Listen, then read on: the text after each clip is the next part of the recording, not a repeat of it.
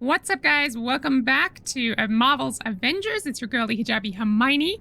We're back here again in the Chimera, and we've just had Tony Stark join the team. We're not going to jump straight back into the story this time, however, because we're going to do things a little bit differently. So today is going to be a little bit of a lore episode, I guess. I'm going to dive into the inventory. We're going to have a look at all of the Codex entries and all of that stuff. And if there's time at the end, we might do some harm room challenges or see what's going on. Maybe if there's time at the end, we might just actually get the Chimera going off the ground. I don't want to advance the story without having looked through these things. So yeah, so if this isn't your thing, that's fine. You can probably skip this episode. But otherwise, yeah, if you want to see these things and want to learn a bit more about the story and the backstory and all those kinds of details, then stay tuned and we're going to dig into that. So it's tab into the inventory. Let me just update his gear while we are here and sell all the stuff we don't need. And upgrade what we have, because why wouldn't you do that? It's funny how he's still wearing this really weird stuff. Yeah, I saw it in the main menu screen as well. It doesn't look that great. Like, it's not the typical Tony Stark kind of look. But you know what? I guess he had to make do with what he had. So no complaints there. Okay, so in the objective screen, so basically this is what I was looking at earlier, is we might do some of these harm room challenges after we're done with these lore stuff. Or do some Hulk training or something. Which sounds like a good idea. You know, actually, yeah. I feel like these harm room things are a good thing to jump into. What are these challenges? So every week, I think we get different challenges. And I always seem to be filming this like just before they expire. Okay, these two are fine. These are weekly challenges. But the daily challenges are expiring in 4 hours. It's kind of weird. It's midday in the UK right now. That's a bit strange. When does it reset? Does it reset at like 9 a.m. Eastern time or something? I don't know. Anyway, so that's that. Okay, he has got skills. I'm not going to upgrade this now. We'll get to that after we've done the lore stuff. So it's not under cosmetics. Oh, but hang on. We got a whole bunch of costumes here. That's cool. So we got this obsidian outfit. Oh, that is cool. That is really cool. I like that. And then we got his original outfit. Okay. Okay, so I think it makes sense to stick with the makeshift armor until, like, narrative-wise, he actually gets what he wants. Like when he actually builds his actual suit. And then maybe we'll play around with some of these others, because it doesn't make sense just to put them on. It doesn't work with the story. He's got a number of takedowns here. Okay, cool. Nice to see that. A few nameplates. I don't know what the point of these are. Yeah, I don't know. Okay. And yeah, this is what we really want to see. We want to have a look through all these comics. So first up, we got the Captain America set. Issues from various Captain America series. Oh, this one was 2012. So what does it actually tell us? It tells us who wrote it, when it was published, who did the art, what the cover was, edited by who. And it gives you the stat bonus. Okay, this is 0.5% heroic charge rate. So that's the rate at which the heroics charge up. That'd be cool. Oh, it actually says it in the right, so you don't actually have to read the stuff. That's a really nice cover, actually. The final issue of Captain America. Captain America ended in 2012? I'm shocked by that. No, that can't be true, right? This is just the final issue of one run, right? And then we've got all these other ones which we haven't discovered. Does it tell you if you've missed a comic? Or do you have to go back somehow? That's interesting. I wonder if you can go back and do missions to collect comics. Anyway, here we got the Iron Man series, which gives you 0.5% perk chance. And for some reason, I'm having this bug where it's not showing the comics. This game has been generally quite buggy, actually. They've done a lot of patches to try and fix some of them. I don't know if they've actually been fixed in a lot of cases. Certainly I'm still encountering them, and I see other people online are getting them as well, so it's not just me. And then we got them as Marvel set, which you've seen before. I like that cover. That is really cool, actually. Very cheeky. I like it. 0.5% heroic charge rate, 0.5% willpower recovery effectiveness. And then we got this other one here. Okay, with the scarf, I guess. Yeah, okay.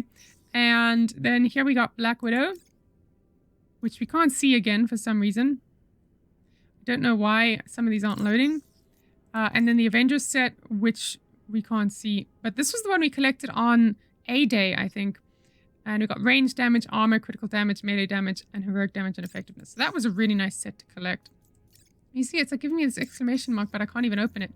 Right, intelligence. Now, this is where all of the story stuff is. So, A-Day preparations. We got an interview with Captain America Part 1. Phil? Well, first, thanks for inviting me to come on your show to set the record straight. As the world grows more complex, the dangers we face have adapted. We can no longer take a localized approach to protecting this nation, or the world. The Avengers must become a global organization. Our new West Coast headquarters is just the first step. As for the Chimera, and I apologize if I get this wrong, but people much smarter than I am have explained it's powered by the Stark patented Terrigen reactor, capable of generating clean, efficient power. Not only will we be more mobile and more able to react to danger, we're working toward improving the world in peacetime as well as in crisis. So obviously, I think this was all before the A-Day events. Basically talking about the Terrigen reactor. So he clearly didn't know what was going to go wrong. So this was interesting. So they were expanding to try and become global. That's good. Definitely, because it's not just America that needs protecting, right? We got the rest of the world too. Okay, so then we got this one, the second part of the interview. Is this helicarrier designed for conflict? Well, yes. The Avengers' primary mission is to defend the public from harm. And sometimes that requires a little muscle, you know? When terrorists attack, even if we do our jobs, damage is done. People get displaced. Whole areas are deprived of power and basic food and water. But with the Chimera as our new mobile headquarters, we'll be able to solve some of these problems. So yeah, the Chimera is a military vessel, but it will also allow the Avengers to give something back to the world. This sounds like a setup for the Civil War movie, almost. You know, are the Avengers really supposed to interfere in politics everywhere? Who knows? I still don't know how I feel about that. So, yeah, clearly everyone doesn't like it these days. With the West Coast office, I'm going to be on 3-4 times as many flights. Oh, this is the Hulk. And the Hulk hates flying. It's like jamming a bull in a china shop 30,000 feet up. But it's going to happen. He has to do it. On the other side of the scale, there's Tony's project. There's being the Avengers, literally saving the world in as many ways as we can, and Monica. So much more time with Monica. Okay. I think I can make this work. Hulk will just, you know, have to deal with it. And, all things being equal, future looks bright. You know, it only just occurred to me now that probably part of the reason Bruce is so upset is because Monica has, like, betrayed him and is working with AIM. And they must have had a falling out. Because he's clearly listening to this. He's clearly in love with her, you know. Oh, it must hurt so much to see her working with Tarleton in the way that she is and trying to take down all these Inhumans. And I'm convinced she's actually trying to steal their powers, not cure them. But she says she's curing them.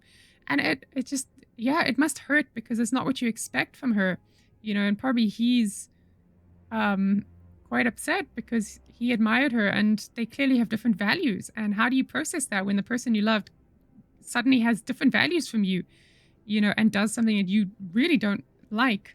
You know, that's pretty tough. All right, so we got all these undiscovered ones. It doesn't tell you if, like, you've missed them, which would be nice. But anyway, okay, the Avengers disband, another audio set.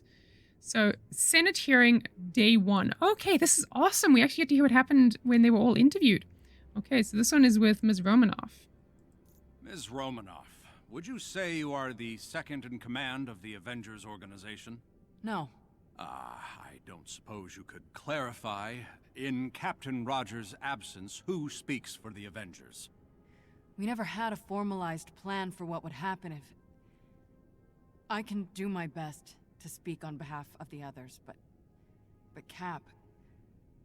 Only Steve could have truly spoken for all of us. Yeah, that's true. Without Captain America, you're not really a unified team, are you? And we're definitely seeing that now with the way Tony and Bruce are not getting along. And, okay, so we don't have the second part of her excerpt. Senate hearing, that was day 1. Senate hearing day 6. This is with Stark. How many times do I have to explain this? We take the safety of civilians with utmost seriousness. And what happened on A-Day couldn't have been predicted, and we did everything we could to minimize the loss of life. So, you're saying, for the record, that the Avengers do not pose a risk to the citizens of this country? I am saying that again. Is short-term memory a common problem among senators from... Why, then, would your colleague, Dr. Banner, say otherwise? Sorry, what?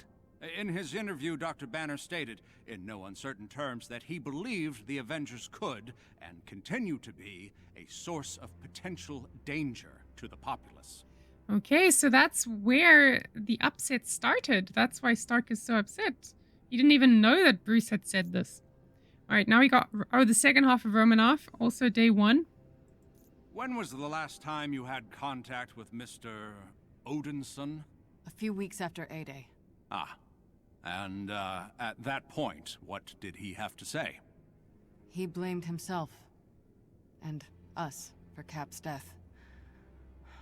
He said he was going out on his own to find another way to do good where he didn't put people in danger. We already hadn't seen each other in weeks when he put his hammer down at Cap's statue. You already knew that. Whoa, so Thor just ran away and he left his statue, he left his hammer behind at the statue? Jeez, that's really unexpected and a bit melodramatic, right? I mean, okay, look, Thor has always been a bit melodramatic. I mean, we all know that, but damn, he's got to be like really beating himself up to do that. All right, we got day 5 here, which is Bruce Banner. This must probably be the part where he says the bad thing about the Avengers. Now, your transformation into the Hulk is not just at will. There are also emotional stimuli that can trigger the change and affect the duration, yes? Yes, during times of extreme stress, the Hulk takes over for long periods of time. And does that concern you, given the events of the last few months? It does. It does. Could the same not be said for the rest of you? A self-proclaimed god, an erratic genius, a Soviet-born assassin, and a barely controllable monster. In light of recent events, can you say the Avengers pose no threat to the good citizens of this country? No, sir. No, I can't. But that's not a fair question. He's leading him. He's basically... He's... You can't say yes to that. You just can't. And that's not fair. You're not asking for a deeper answer. There's nothing nuanced about that. You're backing him into a corner. So I also understand Bruce. Like, how can you say yes to that? I'm on his side. I'm also on Tony's side because I feel like... I don't know. Maybe, I mean, I haven't seen the whole hearing. None of us have. So maybe there wasn't an opportunity for Bruce to expand on things. But I feel like at least I understand Tony's side, which is that Bruce should have tried very hard to, like, expand on what he said and at least, like, not throw the Avengers down the trash chute. But at the same time, like, I understand it. He's been backed into a corner. What else is he gonna say? Oh, it's just such a difficult situation. Okay, we've got an audio from Agent Singh to Agent Wu. We're leaving everything behind. All the hardware, the drives, everything. I don't like this any more than you, but given the circumstances, I don't think we have a choice. Hill gave me one exception. Quinjet F-530 should be scrubbed from the manifest. No one from AIM will know it's here. Per your other concern, we'll flush the network before we shut the lights off. It's clear AIM does not have the same priorities as us, so I'm not taking chances. We've had shakeups before, but I'll be honest, since A-Day, this is uncharted territory for us all. In 6 months, my guess is S.H.I.E.L.D. will be dissolved entirely. I know you're freaked out, and that's good. because so am I. But I need you to keep up appearances for now. I've got your back. Okay, so whoever Agent Wu and Agent Singh are, they clearly work for S.H.I.E.L.D. Maybe we'll meet them at some point. I don't know. Yeah, so this was them basically shutting down S.H.I.E.L.D. when AIM took over. And they've obviously got a Quinjet that AIM doesn't know about. So they must have run away on this Quinjet, like have a secret operation, a bit like in Agents of S.H.I.E.L.D. And yeah, so maybe they're probably still out there and we'll find them. That'd be pretty cool. Okay, more undiscovered intel. And then the rise of AIM.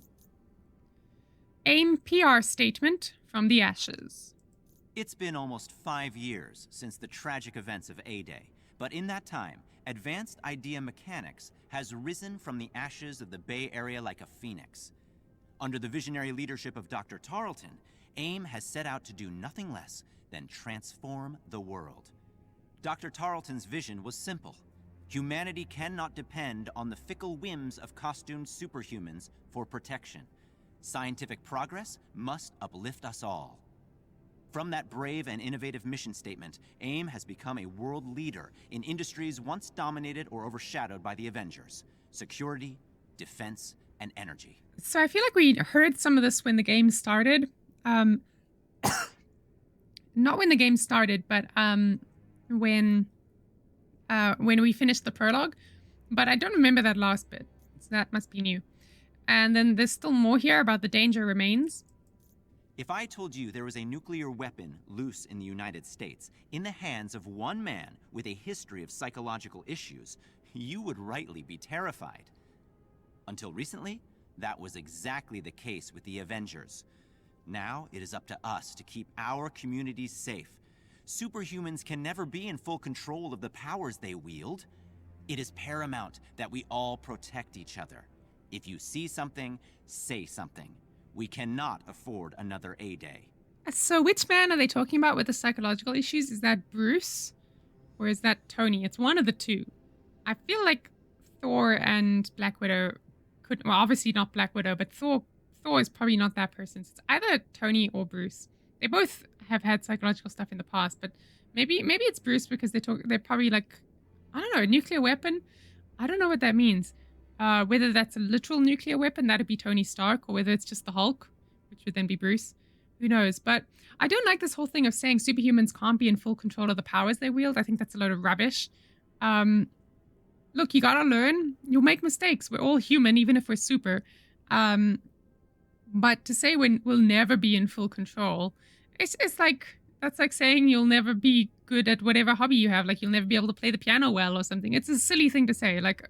You just don't know that. But, like, clearly this is a bit like the story of X-Men or Civil War, where it's like they want to shut down the heroes because we're too dangerous.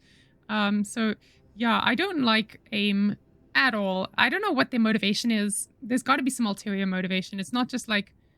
They're not altruistic. It's obvious. They're like, there's something sinister going on here in the background. Okay, so we got Kamala's fan fiction. Oh, yeah, let's read this. Avengers versus the Evil Sewer Lizards, Part 2. Why don't we have Part 1? Okay. Black Widow, who had her own chair that no one was allowed to sit in ever, rolled her eyes at Iron Man. That's hilarious. There's nothing in your toilet, Stark. Iron Man raised a finger grandly, shaking it at Black Widow. Have you looked? I'm not looking in your toilet, Black Widow replied seriously.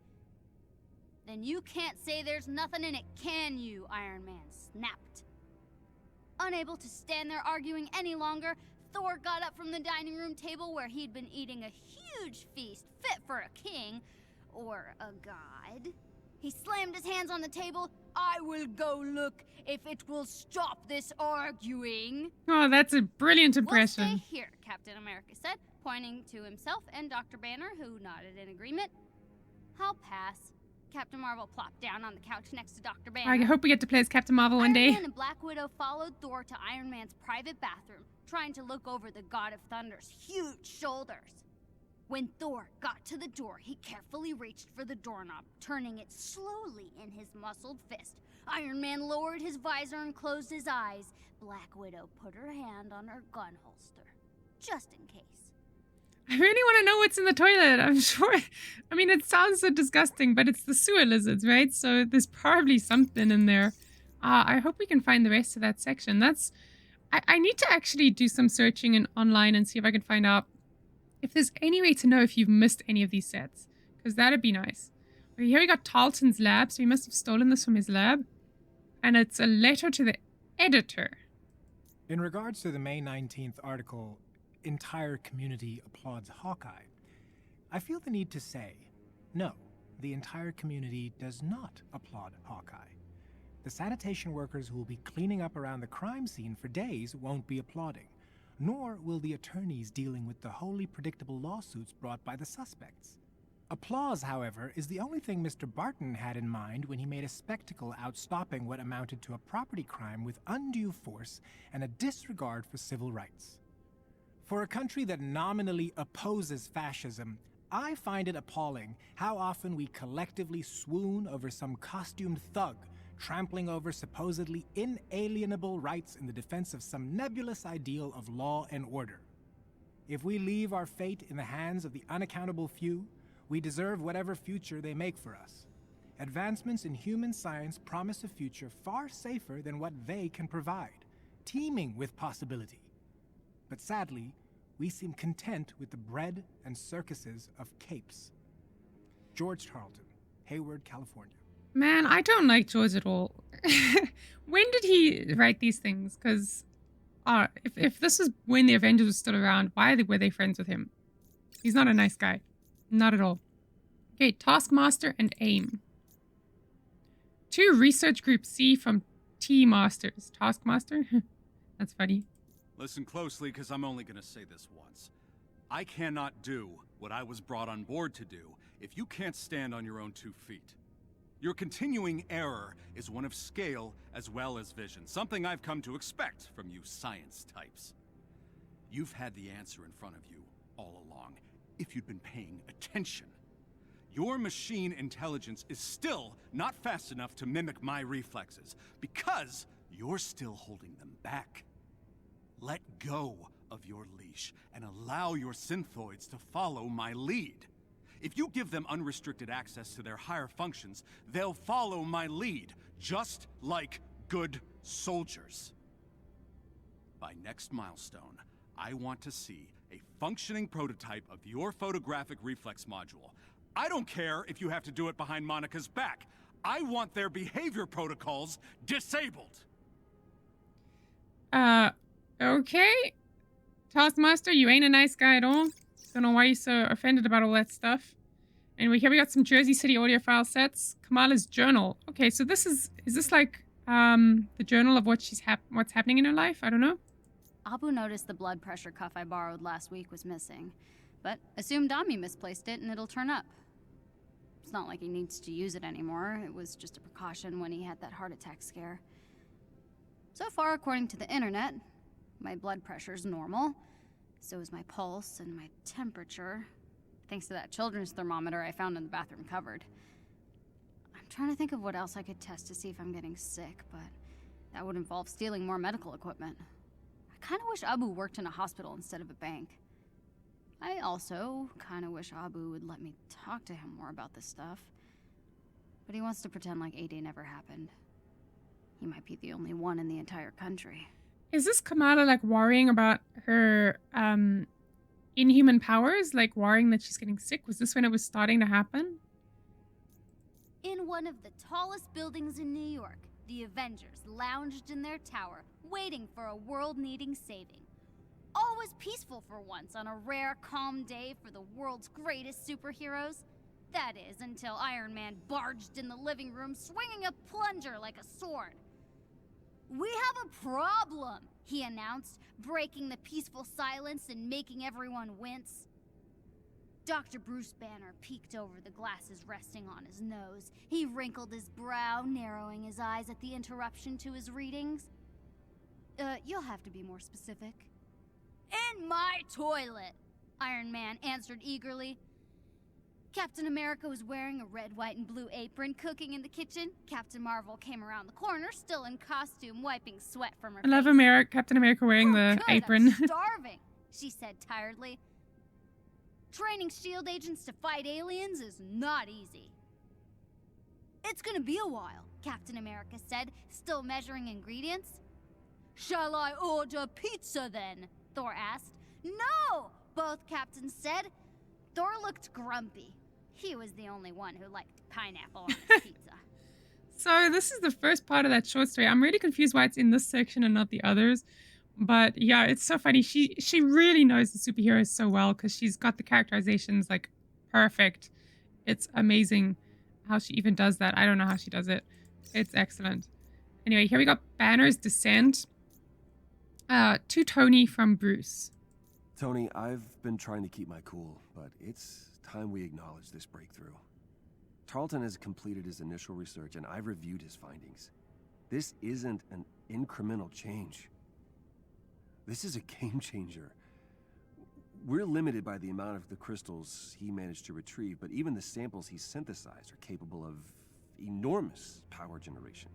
This is clean, near limitless fuel. Now, I know right now you're thinking of what dumb giant robot you can build, but we're talking end of the energy crisis.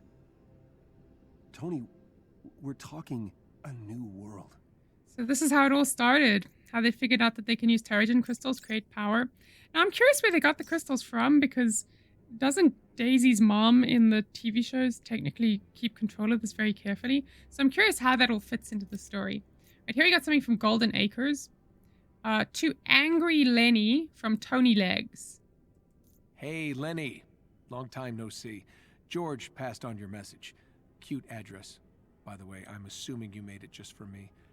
You're right to be angry. I shouldn't have left the table without saying a proper goodbye the other night. I'll cut to the chase. You'll have your money, and a lot faster, if I have full use of my knees. No need to find out where I live. No need for more threats. Give me 3 days, and we'll both be able to walk away happy.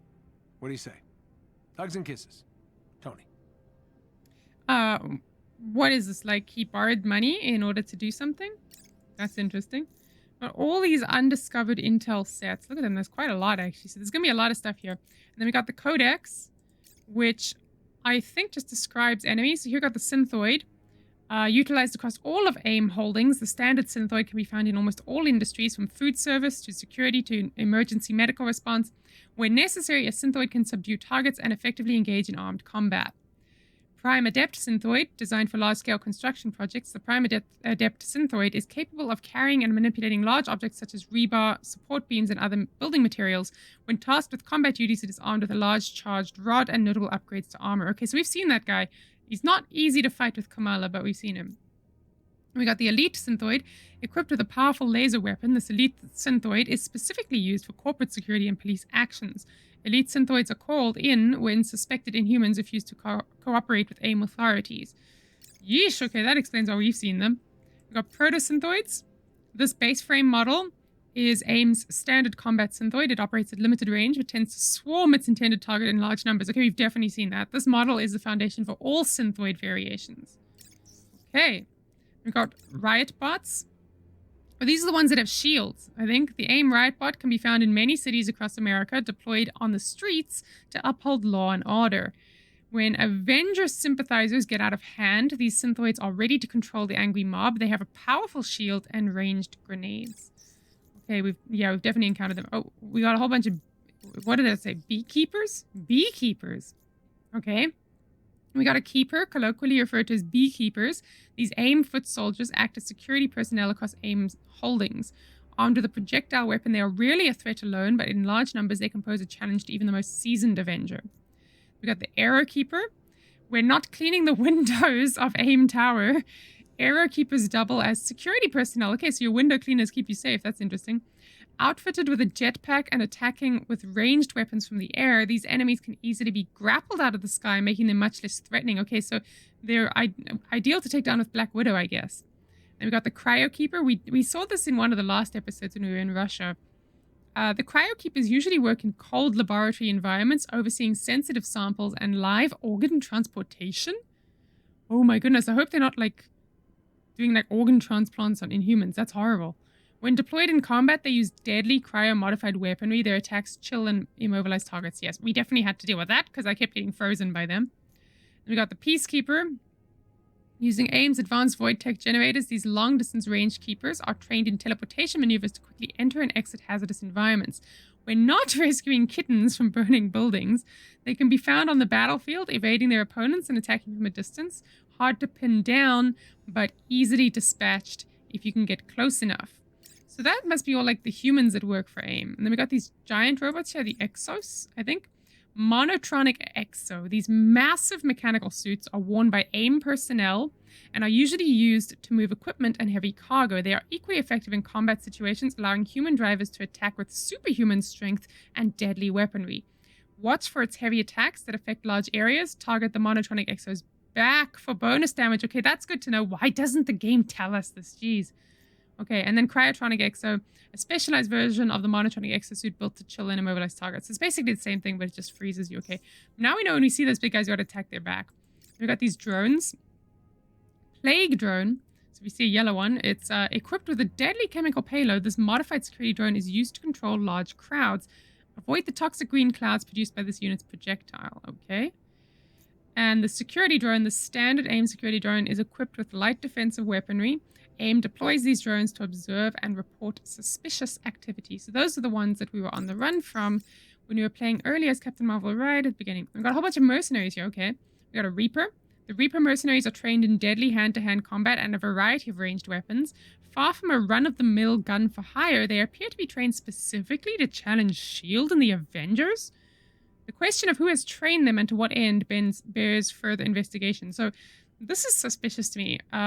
This is why I feel like AIM has ulterior motives, because someone's training them to hunt down S.H.I.E.L.D. and the Avengers, which is not good and never acceptable. Like, just why would you do that?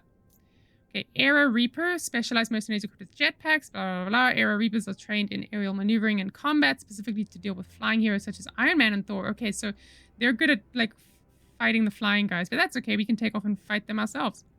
We got an Assault Reaper. Assault Reapers have been mentally conditioned to keep their cool in the most dangerous situations as long as they get paid. They are experts in ranged and close combat, and when working together, they pose a serious threat to even the most seasoned hero. Okay, well, that's good to know. We've got the Aegis, I don't know, Reaper. Aegis Reapers are equipped with advanced shields, which appear to have been stolen from a shield equipment convoy bound for deep storage. So they stole them from S.H.I.E.L.D.? Nah, these guys are dodgy. Okay, specializing in defensive tactics, these Aegis Reapers get up close and personal with their opponents. I feel like we encountered these on A-Day, didn't we, with Captain America?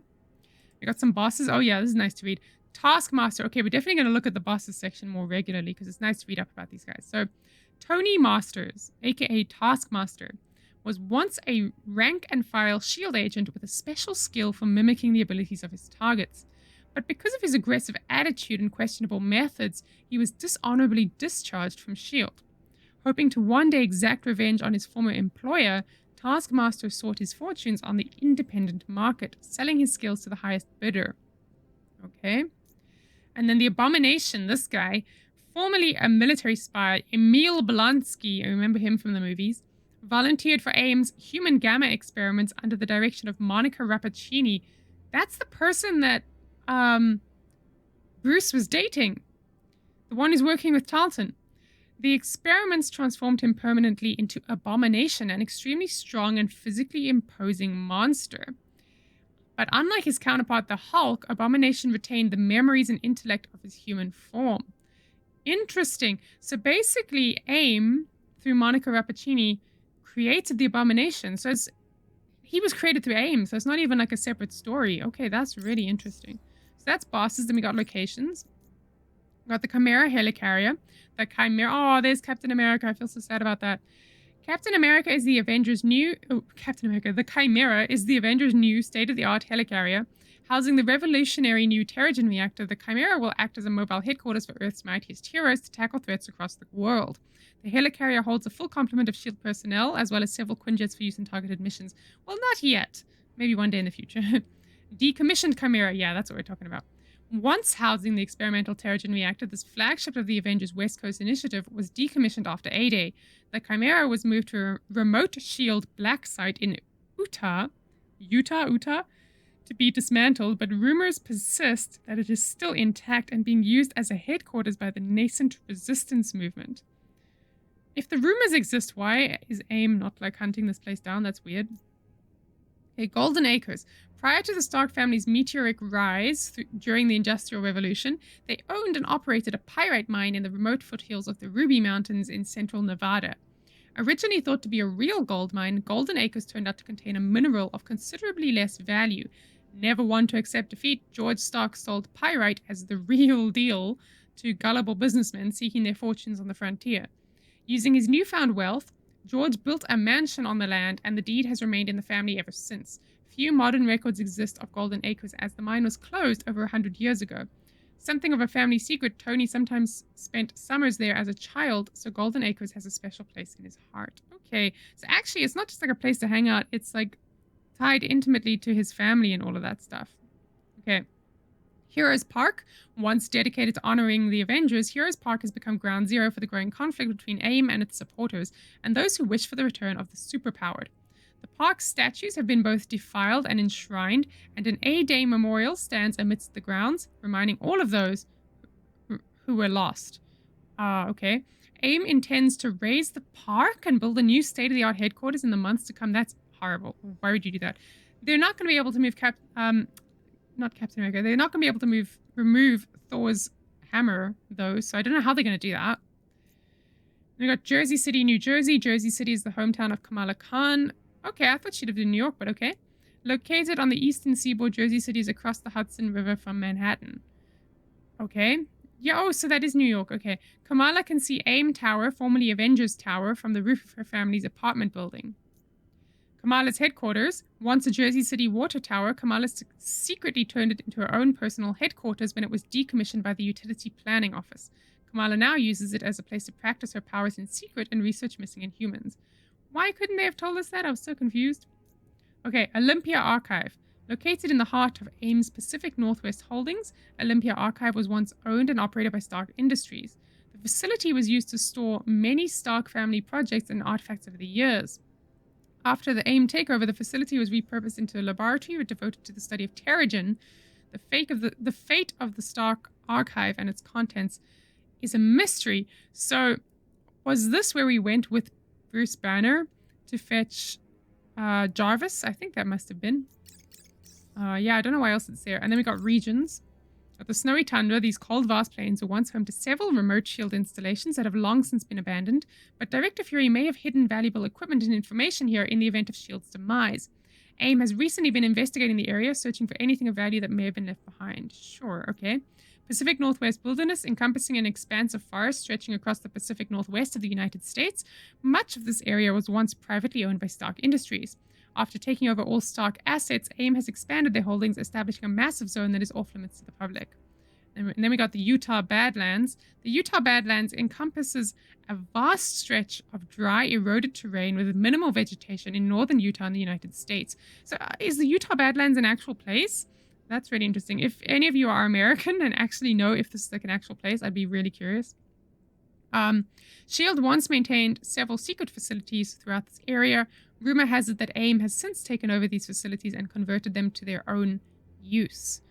Okay, so that's it for the Codex. We got a few more file sets that haven't been discovered yet, but yeah, it looks like there's not a lot that needs to be added there.